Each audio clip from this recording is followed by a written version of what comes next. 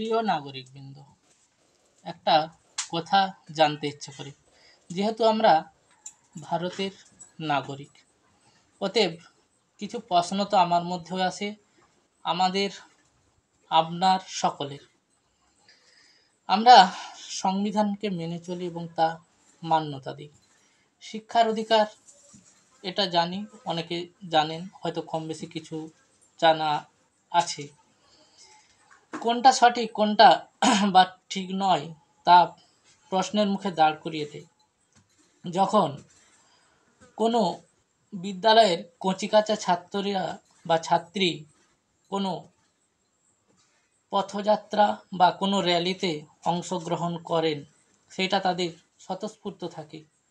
আবার কখনো বা মঞ্চের সামনে দেখবেন এক ঝাঁক ছাত্রছাত্রী বসিয়ে দেওয়া হয়।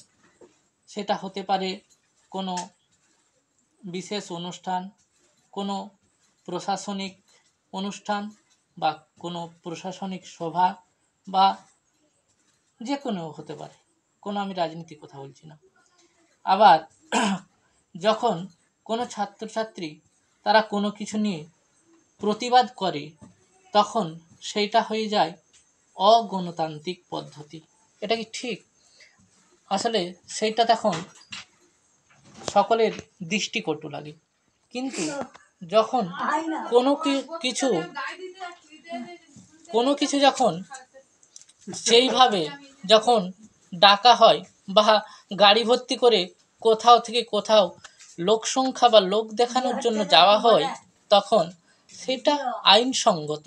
আর কিন্তু যখন কোনো ছাত্র বা ছাত্রীরা কোনো পথে নামে তাদের ন্যায্য বিচারের দাবিতে, সেইটা ক্ষেত্রে অনেক কিছু নির্দেশিকা জারি হয়ে যায়।